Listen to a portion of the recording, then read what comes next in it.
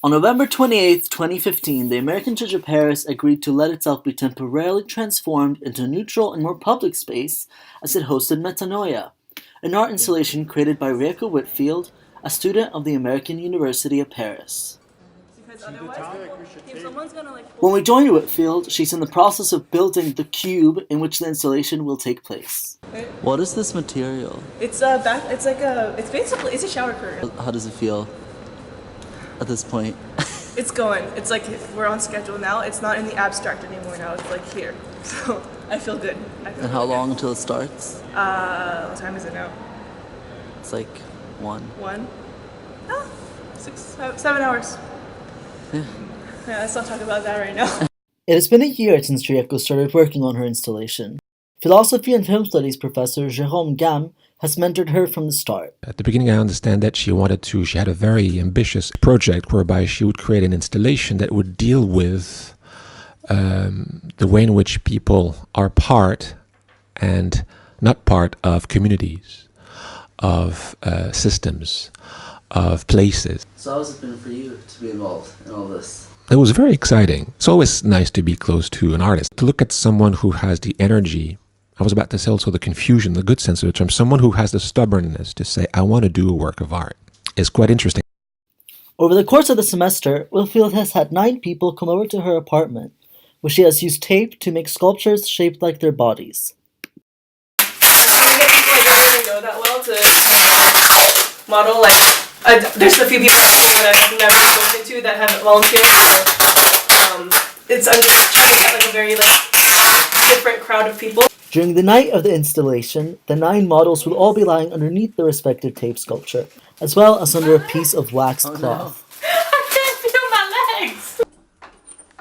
Ainsley Lundeen, a friend of Whitfield's who also studies art at the American University, has been involved with Metanoia since the beginning. We met together, talked about the concept, I really liked the idea, and it just sort of grew from there. I would say the underlying message is that it's a deconstruction of an institution. It's sort of questioning what defines art.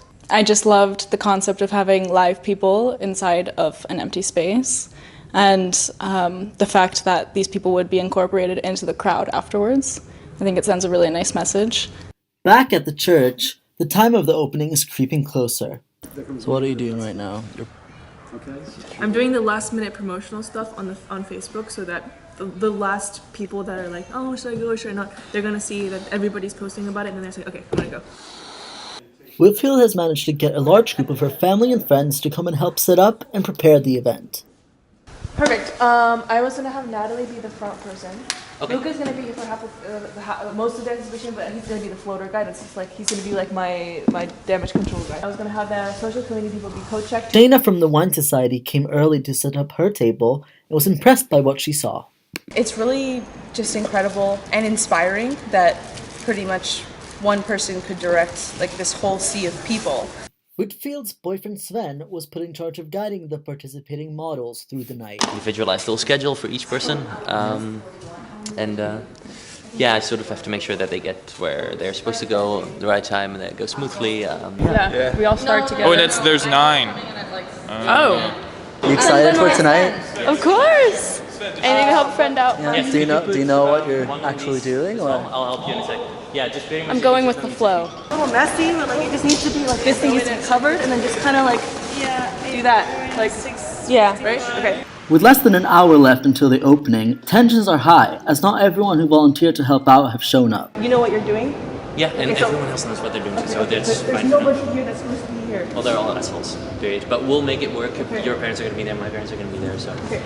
Rieko's dad, brother, and grandparents traveled all the way from California to come to the event. Has she always been a little artist, or? Oh yeah, ever since she was a little kid, she would literally spend hours filling up books and books of drawing paper every day, so yeah, absolutely.